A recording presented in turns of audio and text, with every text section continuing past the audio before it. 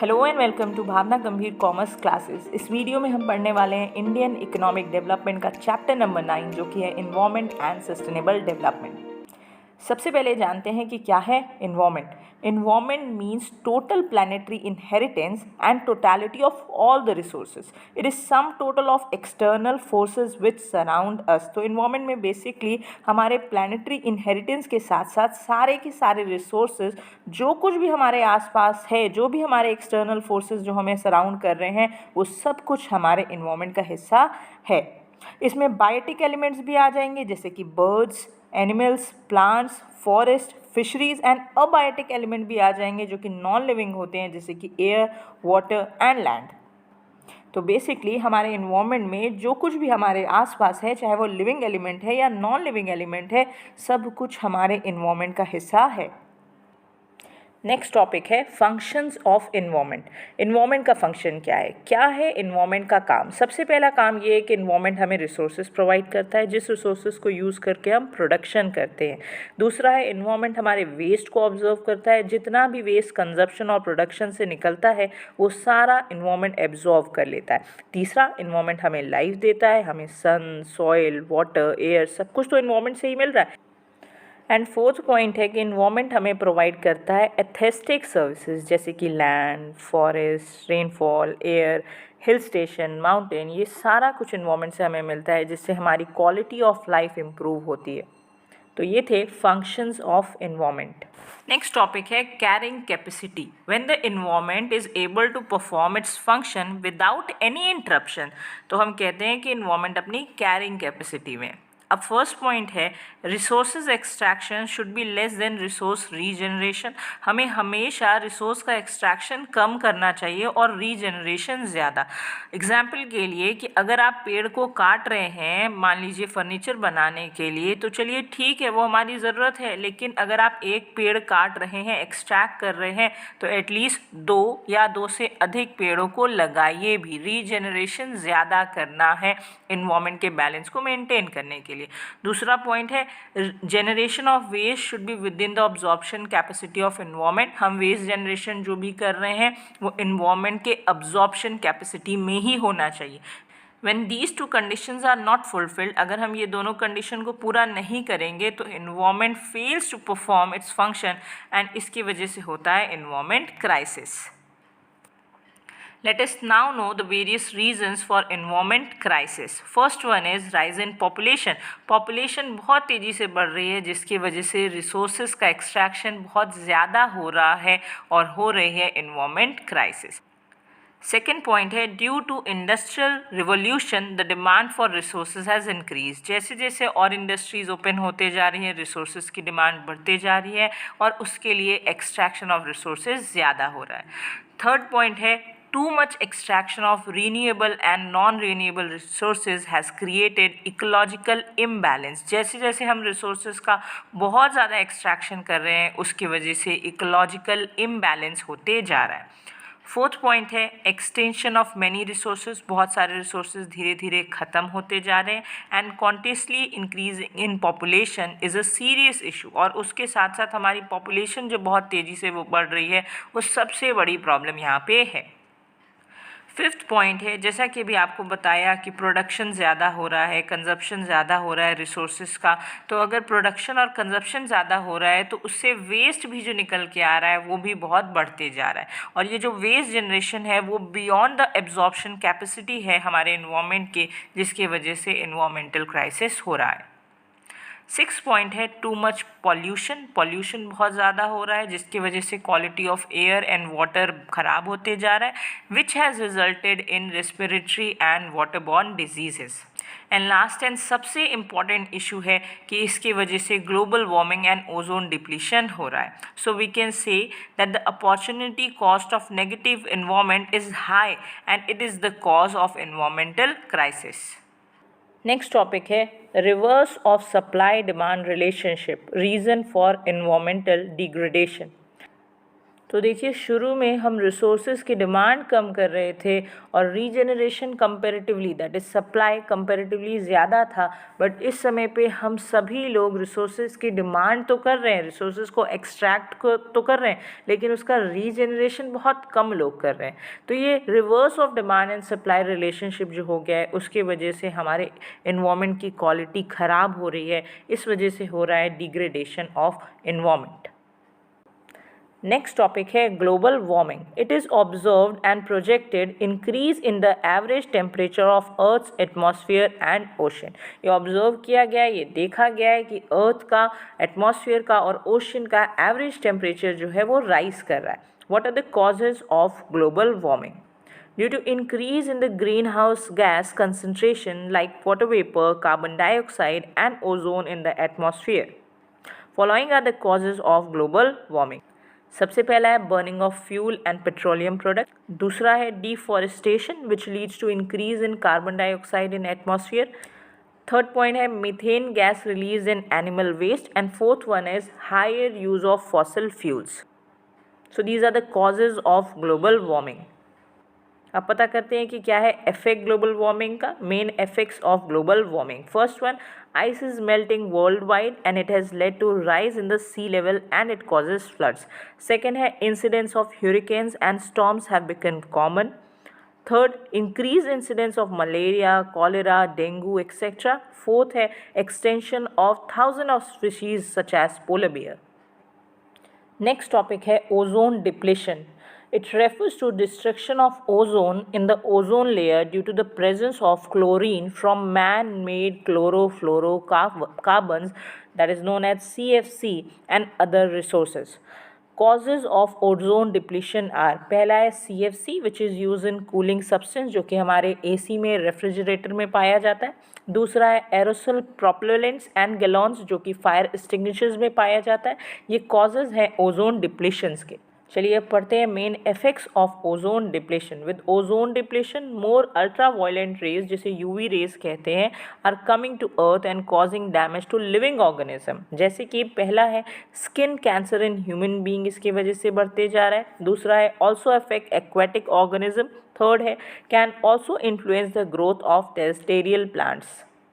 Next topic है Montreal protocol.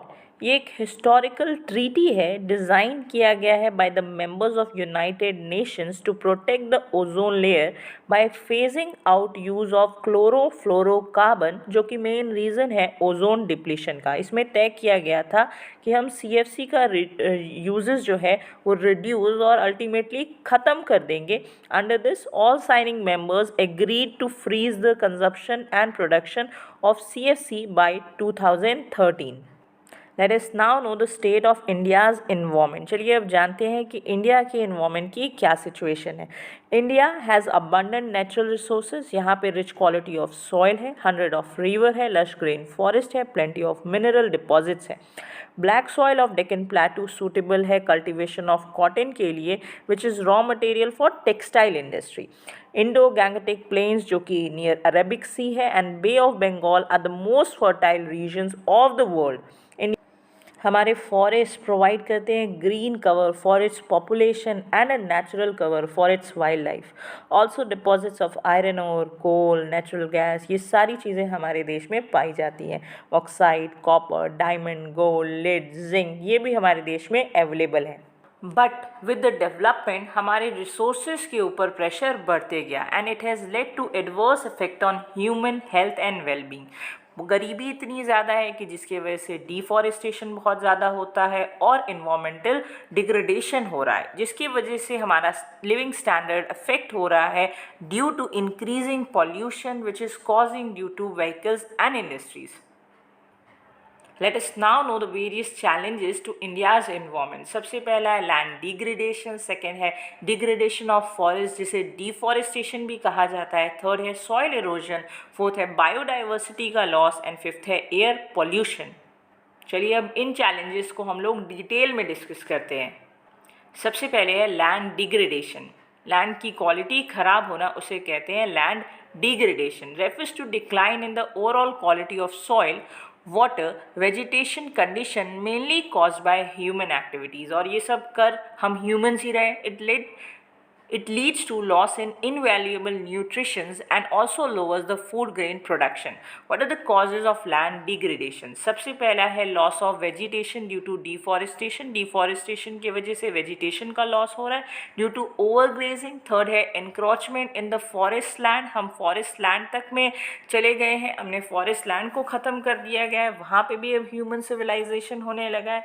Fourth है use of improper soil conversion method. Fifth है improper crop rotation. Six है use of agrochemicals, agriculture chemicals का इस्तेमाल करना जैसे कि फर्टिलाइज़र एंड पेस्टिसाइड जिसमें केमिकल्स हो. सेवेंथ है improper irrigation system, irrigation system का सही तरीके से इस्तेमाल ना होना. एंड एट्थ पॉइंट है higher extraction of ground water. हम एक्सट्रैक्शन ज़्यादा कर रहे हैं सभी रिसोर्सेज को, सभी रिसोर्सेज में वाटर भी हमारा एक रिसोर्स है, हम ग्राउंड वाटर का एक्सट्रैक्शन ज़्यादा कर रहे हैं और उतना उसका रीजनरेशन नहीं हो रहा है. And these are the causes of land degradation. Second है डिग्रेडेशन ऑफ फॉरेस्ट, जिसे कहते हैं डिफॉरेस्टेशन. डिफॉरेस्टेशन आपने पहले भी पढ़ा होगा. Deforestation means cutting, clearing and removal of rain forest, also conversion of land into non forest use. जब फॉरेस्ट को आप धीरे धीरे ख़त्म कर देते हैं और उसे आप नॉन फॉरेस्ट यूज़ में हम लोग रहने के लिए इस्तेमाल करने लगते हैं तो उसे कहते हैं deforestation. It lead to land degradation, biodiversity का लॉस होता है और इसी की वजह से होता है air pollution. The per capita forest land in our country is 0.08 hectare, जबकि हमारी रिक्वायरमेंट 0.47 हेक्टेयर्स की है बेसिक नीड्स को पूरा करने के लिए. थर्ड टॉपिक है soil erosion. Soil erosion take place when surface soil is washed away through excessive rain and flood. Deforestation इसका मेन कारण है and it leads to loss of nutritional value of soil, जिसकी वजह से soil की nutritional value जो है वो धीरे धीरे रिड्यूस और अल्टीमेटली ख़त्म हो जाती है.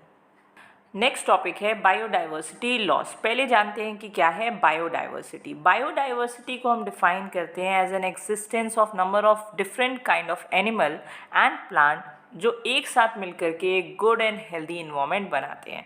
और मान लीजिए कि अगर ये सारी चीज़ें कम हो जाए और ख़त्म हो जाए, धीरे धीरे लुप्त हो जाए, गायब हो जाए, तो उसे कहेंगे biodiversity loss. Biodiversity loss has serious impact as many plants and animal species are threatened by the destruction of their habitat and over exploitation of resources. तो आपने आसपास देखा होगा कि बहुत सारे प्लांट्स और एनिमल्स और बर्ड्स जो पहले आपको दिखा करते थे अब वो नहीं दिख रहे हैं, तो वो कहाँ गए? तो यही है बायोडाइवर्सिटी लॉस. नेक्स्ट टॉपिक है air pollution. Means presence of material in air in such a way that it is harmful to both men and environment. It is mainly higher in urban area. Urban area में ज़्यादा है क्योंकि urban area में vehicles और industries ज़्यादा है. There are more number of vehicles and also industries and thermal power plants, जिसकी वजह से urban area में air pollution comparatively ज़्यादा होता है. The number of vehicles has increased from 3 lakh जो कि 1951 में था से अब बढ़ कर के हो चुका है above 14 करोड़, और ये डाटा 2011 का है. Out of which 80% हमारे personal transportation vehicles हैं. India is one of the 10 most industrialized nation in the world. Also with rapid urbanization there is increase in the level of pollution in the environment. pollution का level बहुत तेज़ी से बढ़ते जा रहा है और ये हमारे लिए काफ़ी serious issue है. अब इशू तो है. Let us now know some ways in which we can control air pollution. The increase air pollution is causing damage to our environment, to our property and also it has led to ozone depletion which is causing climate change. Following are the ways जिसमें हम air pollution को control कर सकते हैं. सबसे पहला है कि हमें इस्तेमाल करना है पब्लिक ट्रांसपोर्टेशन. दूसरा है use of clearer fuel in vehicles जैसे कि CNG का इस्तेमाल करना है instead of petrol and diesel. Third है यूज़ ऑफ क्लियरर फ्यूल जैसे कि LPG का घर में इस्तेमाल करना है इंडोर पॉल्यूशन को कम करने के लिए.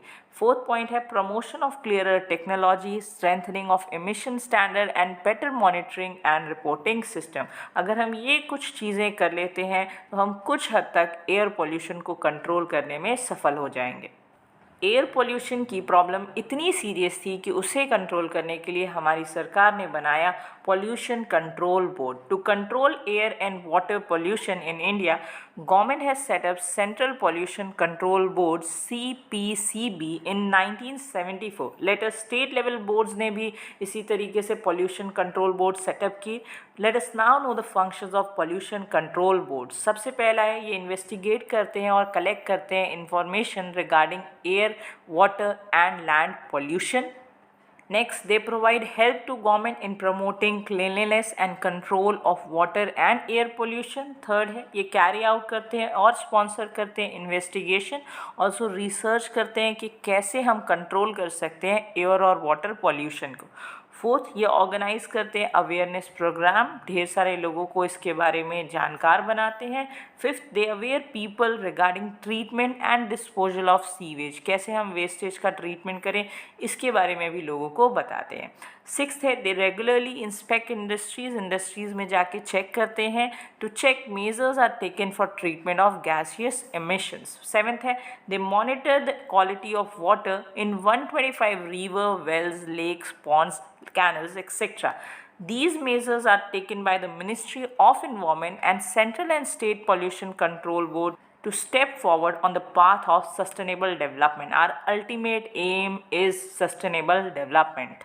चलिए अब पढ़ते हैं कि क्या है सस्टेनेबल डेवलपमेंट, और ये एक बहुत इंपॉर्टेंट टॉपिक है इस चैप्टर का। Sustainable development is the development which allows all future generation to have a potential average quality of life which is being enjoyed by the current generation. हमें make sure करना है कि हमारे आने वाली जनरेशन इस इन्वायरमेंट को उसी तरीके से एंजॉय कर पाए और उन्हें भी वही क्वालिटी ऑफ लाइफ मिले या उससे अच्छा जैसा हमने जिया है। It aims at ensuring that present generation should leave stock of quality of life for future generation which is not less than what we have inherited. जैसा हमें ये environment मिला था, जैसा हमें ये nature मिला था, हमें इसे संभाल के रखना है और अच्छा करके अपनी next generation को देना है। Sustainable development refers to the development that meets the need of the present generation without compromising with the need of future generation. Sustainable development का aim क्या है, इसका focus क्या है? A, meet the basic need of people, mainly poor people की needs को पूरा करना है। B, ensure growth in agriculture, manufacturing and service sector, हमारा overall development होना चाहिए, growth होना चाहिए, GDP बढ़ना चाहिए। थर्ड है sustainable and equitable use of resources to meet the need of present as well as future generation without causing any damage to our environment. Fourth है to prevent damage to our life support system and last point है कि हमें conserve करना है biodiversity and other resources. Let us now know कि अब हम ये सारी चीज़ें अचीव कैसे कर सकते हैं, how to achieve sustainable development. सबसे पहला करना ये पड़ेगा कि हमें रिस्ट्रिक्ट करना है use of renewable resources. Also rate of extraction must be less than, हमें एक्सट्रैक्शन हमेशा कम करना है और रीजनरेशन ज़्यादा। सेकेंड है सब्सटीट्यूट करना है नॉन रीन्यूएबल रिसोर्सेज को रीन्यूएबल रिसोर्सेज से। थर्ड है become input efficient, means effort should be made to produce more per unit of input to reduce exploitation of resources. Resources को संभाल करके इस्तेमाल करना है, वेस्टेज नहीं करना है। फोर्थ पॉइंट है कंट्रोल पॉल्यूशन। ये सब करते समय ध्यान रखना है कि पॉल्यूशन ना हो, pollution must be within the absorption capacity of environment. Fifth point है control the growth of population. Population हमारी बहुत बड़ी समस्या है, population must be within the carrying capacity of our environment. अब पढ़ते हैं लास्ट टॉपिक जो कि है स्ट्रैटेजीज फॉर सस्टेनेबल डेवलपमेंट। तो देखिए सस्टेनेबल डेवलपमेंट तो अचीव करना पड़ेगा, लेकिन स्ट्रैटेजी क्या है? Sustainable development aims at better opportunity present के लिए भी, फ्यूचर जनरेशन के लिए भी। फॉर द फॉलोइंग ये स्ट्रैटेजीज आपको अपनानी पड़ेंगी और आप ये कर सकते हैं और आपको ये करना चाहिए अपने इन्वायरमेंट के लिए। सबसे पहला है use of non conventional source of energy. हमें यूज़ करना है विंड पावर को, सोलर रेज को, as there are clearer and greener energy sources एंड इनका इन्वायरमेंट के ऊपर कोई एडवर्स, कोई नेगेटिव इम्पैक्ट नहीं होता। सेकेंड पॉइंट है कि हमें यूज़ करना है क्लीनर फ्यूल को। मतलब हमें प्रमोट करना है सीएनजी का यूज़ व्हीकल्स में एंड एलपीजी एंड गोबर गैस का यूज़ हाउस होल्ड पर्पज़ के लिए, ताकि हम एयर पॉल्यूशन को कम कर पाएँ। थर्ड पॉइंट है establishment of mini hydel plants. Mountain regions में ऐसे मिनी हाइडल प्लांट्स को सेटअप किया जा सकता है to generate electricity. They are environmental friendly and can generate enough power कि वो लोकल डिमांड्स को सेटिस्फाई कर पाएँ।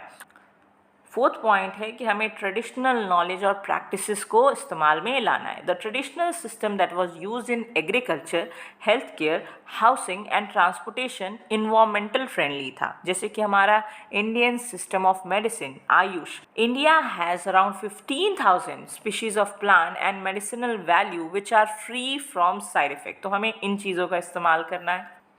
फिफ्थ है हमें यूज़ करना है बायो कंपोस्ट को with the use of chemical fertiliser. जैसे जैसे हम केमिकल फर्टिलाइज़र का इस्तेमाल बढ़ाते जा रहे हैं, इरिगेशन फैसिलिटीज़ की डिमांड भी बढ़ते जा रही है और उसकी वजह से एग्रीकल्चर प्रोडक्शन के ऊपर काफ़ी एडवर्स इफेक्ट पड़ रहा है, negative impact. And with the rise in demand for organic food, farmers have started using compost made from organic waste for better agriculture productivity. Six point है control of biopest. Better method of pest control are being promoted, जैसे कि neem based peroxides are environmental friendly. Also awareness is being created for use of various animal and bird, जैसे कि snake, owl, peacock. ये natural pest controller हैं, इनका इस्तेमाल करिए, environment के ऊपर कोई गलत प्रभाव नहीं पड़ेगा। And our last strategy is change in unsustainable pattern of consumption and production, means to reduce the wasteful consumption of goods to preserve resources for the future generation. For this, awareness is being created. Government of India has taken various steps for sustainable development. सरकार ने अपने तरफ से बहुत सारे steps लिए sustainable development को promote करने के लिए। And if the strategies given above is followed properly, लेकिन हम लोग अगर पब्लिक भी इन स्ट्रैटेजीज़ को प्रॉपरली फॉलो करेंगे, we will definitely leave natural resources as common heritage for the future generation. तो ये था आपके लिए एक quick revision of Indian economic development chapter 9, that is environment and sustainable development. मुझे उम्मीद है कि एग्ज़ाम में ये वीडियो आपके काम आएगी। अगर वीडियो आपको पसंद आई तो प्लीज़ लाइक कीजिएगा, कमेंट कीजिएगा। चैनल पे नए हैं तो सब्सक्राइब कीजिएगा, फ्रेंड्स के साथ शेयर कीजिएगा। जल्दी ही मिलेंगे नई वीडियो के साथ, तब तक के लिए आप अपना ख्याल रखिएगा। Bye bye and thank you for watching.